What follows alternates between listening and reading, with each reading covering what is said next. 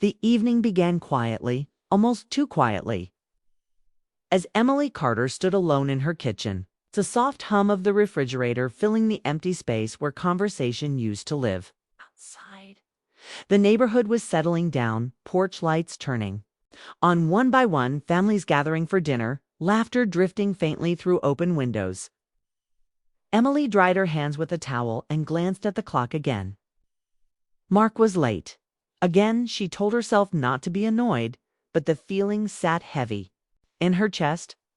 Over the past few months, his job had slowly taken over their life, stretching his hours, draining his energy, and leaving little space for the warmth they once shared so easily. She missed the simple things: shared meals, quiet talks, the comfort of knowing she mattered as much as his work did.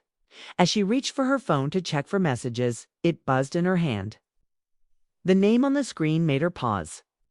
Jonathan Reed, Mark's boss.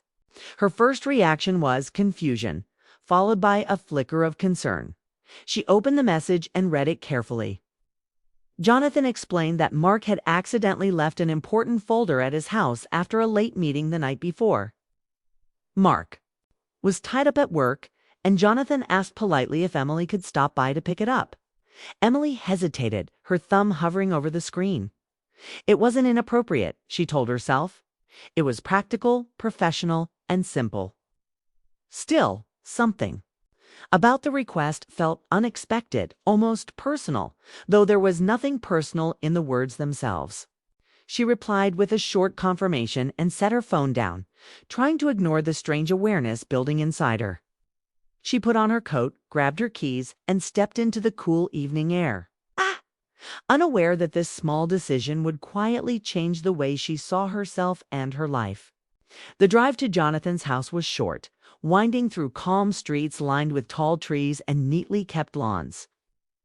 As she drove, her thoughts drifted to Mark, to how proud he had once been of his career, how excited he used to sound when he talked about his work. Now his voice carried stress instead of joy. Emily wondered when exactly the distance between them had grown so wide, and why neither of them had stopped to bridge it sooner. Jonathan's house came into view, larger than most on the street, but not flashy, solid and understated, much like the man himself. Emily parked, took a deep breath, and reminded herself she was just picking up a folder. Nothing more. Jonathan opened the door almost immediately, as if he had been waiting nearby. He greeted her with a warm but reserved smile, his tone calm and respectful. He thanked her for coming and apologized for the inconvenience, though it was clear he genuinely appreciated the help. Inside, the house felt quiet and peaceful, the kind of place shaped by long evenings of reflection rather than noise.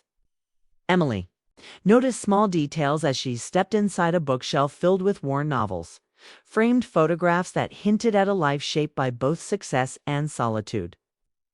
Jonathan gestured toward the living room and mentioned that the folder was on the table, but instead of handing it to her right away, he asked if she would like some tea. Emily nearly declined, but something in his manner felt sincere, not intrusive, so she agreed. As they sat across from each other, the space between them felt respectful, yet oddly intimate. Like two people sharing a moment neither had planned. Their conversation started simply, with polite talk about the company, the busy season, and how demanding work could be.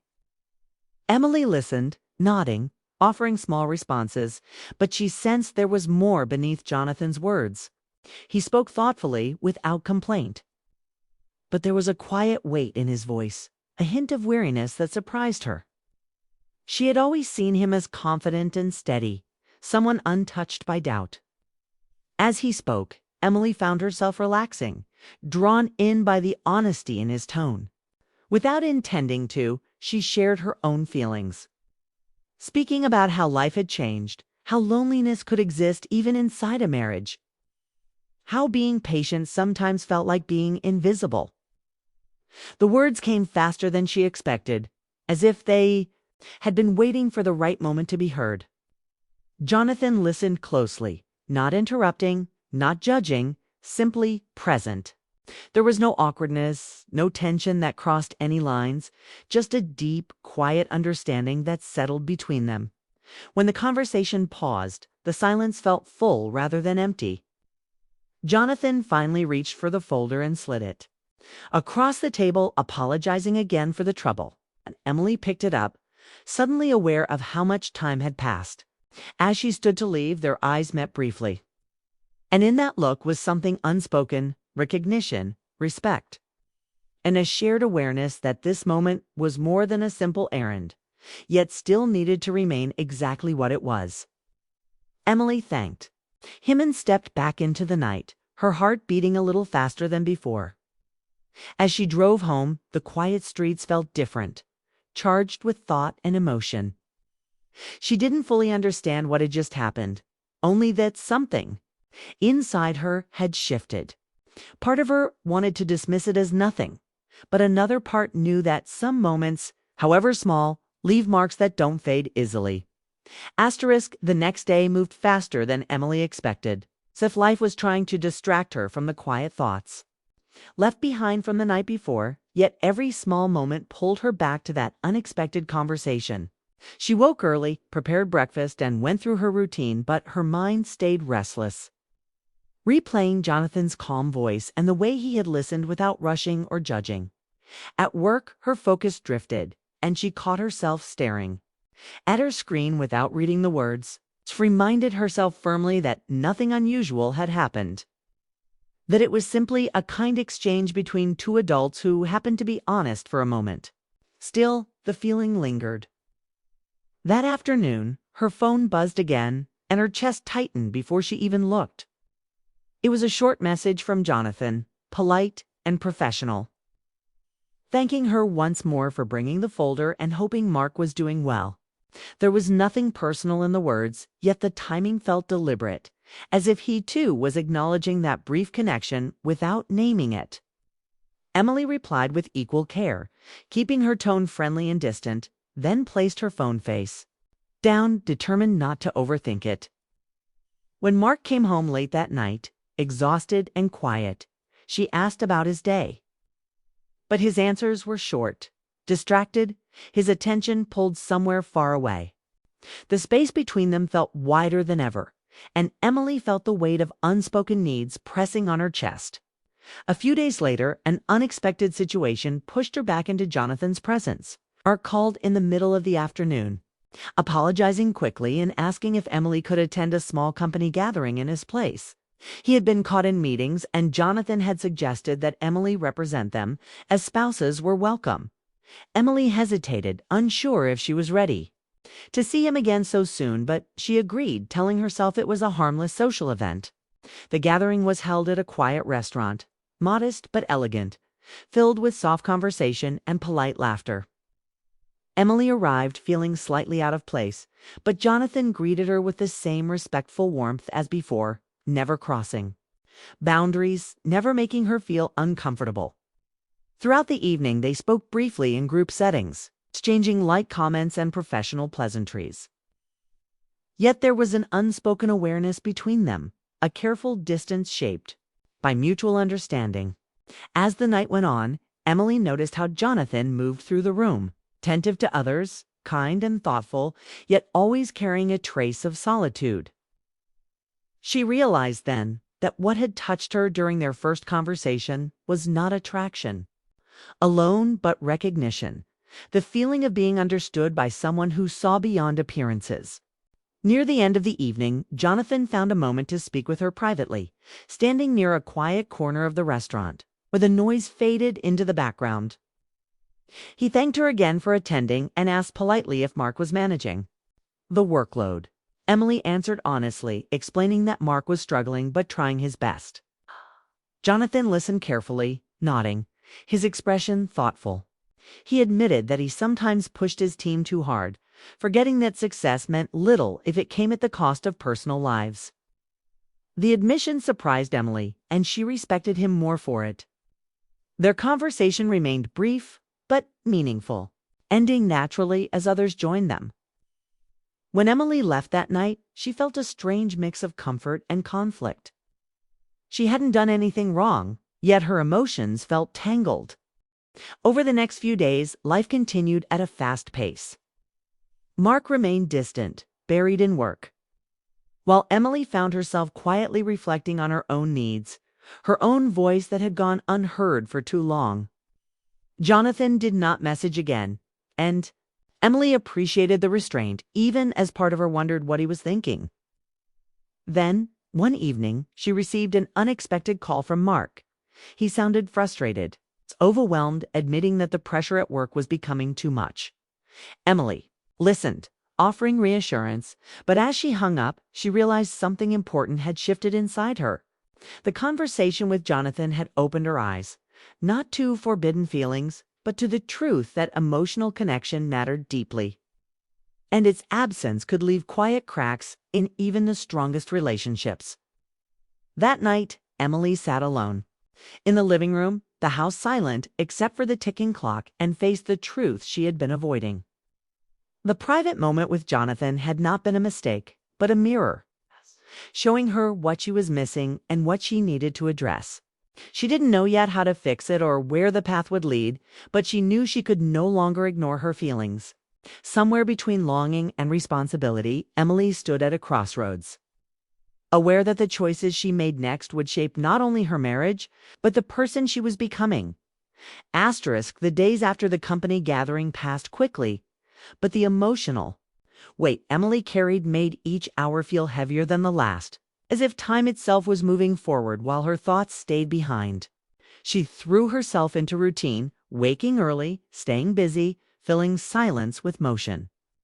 Yet every quiet moment pulled her back to what she refused to name. Mark continued to leave before sunrise and return long after dinner, his face tired. His words rushed, his attention split between calls and emails, even when he was physically home. Emily tried to connect, asking simple questions, sharing small details of her day. But their conversations felt thin, stretched tight by exhaustion and distance.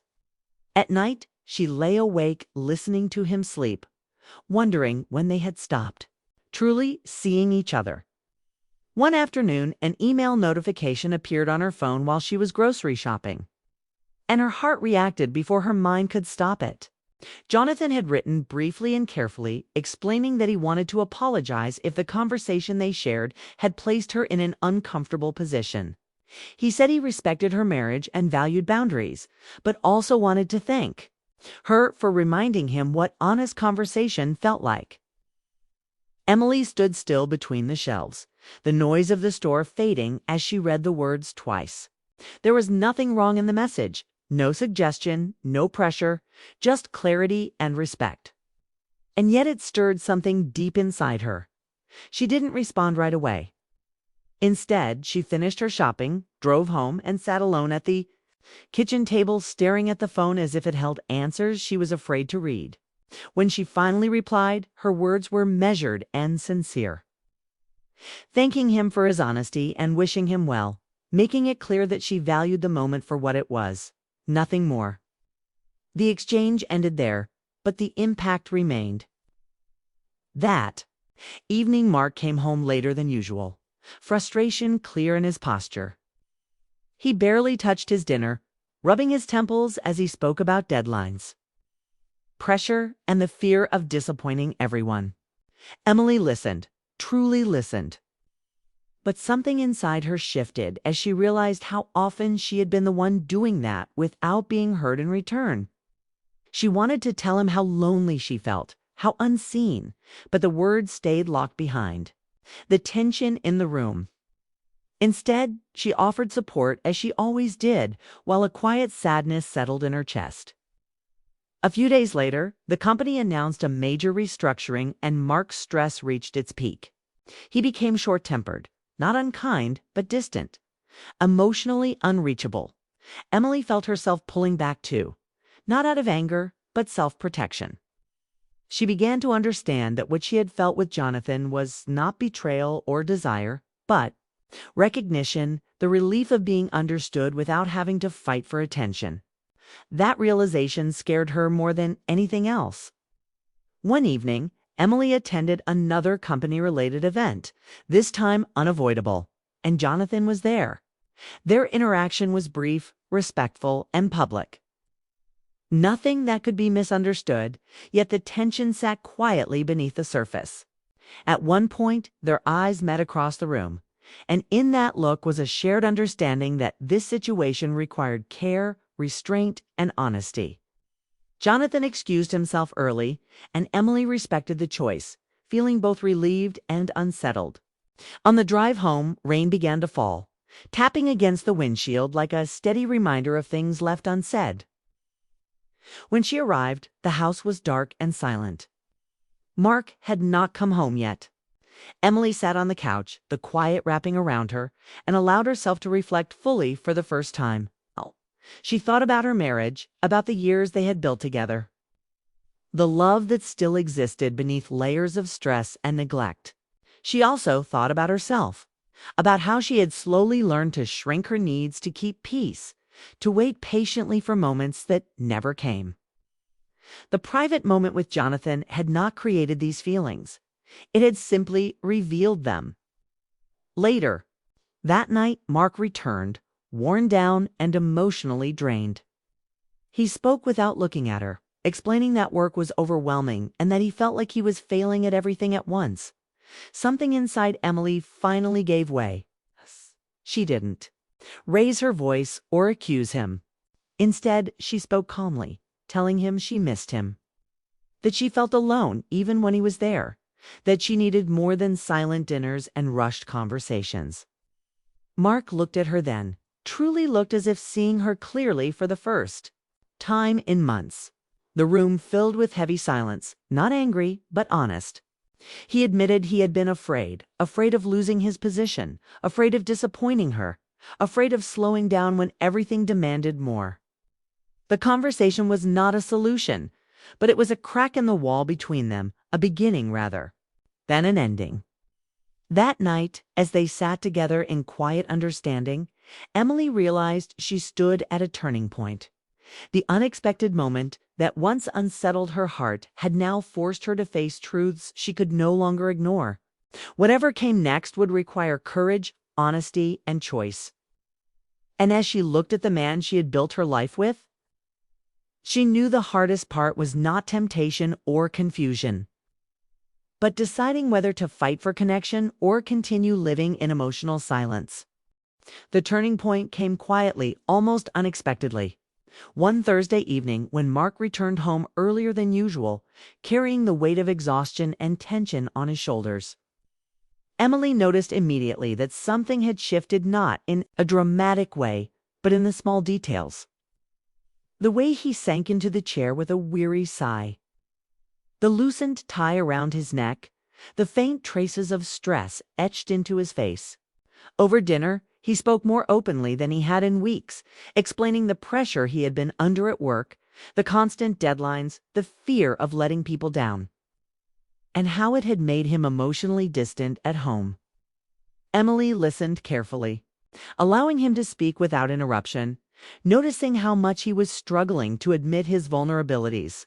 She felt a swell of empathy, a mixture of relief and tenderness, because for the first time in weeks, she felt seen not by someone outside her life, but by the person she had promised herself to love and support.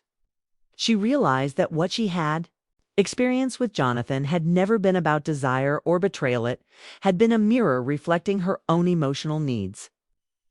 The loneliness and longing she had ignored while trying to keep the home running smoothly. That night, Emily and Mark stayed up longer than usual, speaking quietly, touching lightly on the things that had been left unsaid for too long. The conversation was awkward at times, but it was genuine, filled with small confessions and soft admissions. Emily shared how she had felt disconnected, how she had longed for meaningful conversation, and how important it was for her to feel understood and appreciated. Mark, in turn, apologized for his absence, not just physical, but emotional, and promised to make changes, to slow down when needed, and to pay attention to the small moments that mattered. The honesty between them created a new foundation, fragile but solid, for rebuilding the closeness they had lost. In the days that followed, Emily felt a renewed sense of hope. She began noticing Mark's small gestures, preparing coffee in the mornings asking about her day, lingering for a few quiet moments on the porch, and realized that emotional connection, not grand gestures, was what truly mattered. She also understood that her brief moments with Jonathan had never been a threat, but a reminder that being heard and understood was essential for human happiness. Jonathan reached out one last time, a short message thanking her for the honest conversation and wishing her and Mark well. Emily replied politely, expressing gratitude and respect, but also reinforcing that their connection belonged only to that moment. It was a gesture of closure, a way to acknowledge the impact without letting it interfere with her marriage. Emily felt a lightness she hadn't known in months, as if the tension in her chest had eased, replaced by clarity and calm. Mark, too, seemed different, more present, more aware of the delicate balance between work and life, between ambition and the people who mattered most. One evening, as they sat together on the porch watching the sun dip below the horizon, Emily realized how far they had come in just a few weeks. Their hands brushed accidentally, and she felt a warmth that had been missing for months, not in a dramatic, passionate way, but in a quiet, comforting reassurance that they were together in both presence and emotion. The house felt alive again, filled with conversation, laughter, and small shared moments. Emily understood that what had once seemed like temptation or complication had actually been a turning point.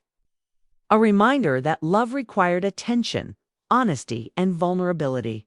She didn't feel guilty anymore. She felt grateful for the moment, for the lessons, and for the chance to rebuild what truly mattered. Mark noticed her smile that evening and asked what she was thinking. Emily replied simply that she was happy, not because life was perfect, but because they were facing it together, aware of each other's hearts in a way they hadn't been for a long time.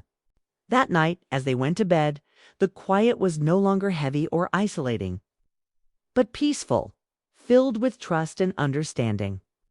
Emily felt secure in her choices and in her love for Mark, knowing that honesty and emotional connection had strengthened the bond that had seemed fragile only days before. The private moment with Jonathan had not led her astray. It had shown her the importance of being fully present with the person she loved, of speaking openly, of listening deeply.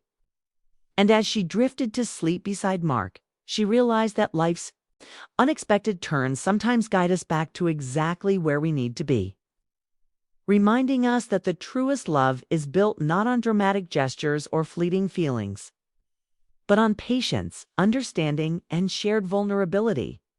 The chapter closed gently, without fanfare or drama, leaving Emily and Mark stronger, closer, and ready to face the future together, having discovered that emotional honesty and attention to one another could turn even the most stressful days into moments of quiet intimacy and connection.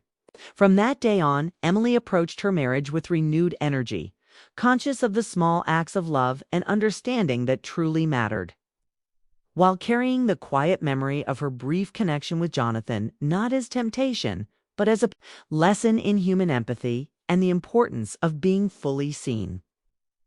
The unexpected turn had led her back home, not away from it, and she knew that sometimes the most powerful revelations came from moments that seemed ordinary at first, yet held the power to reshape hearts and lives forever.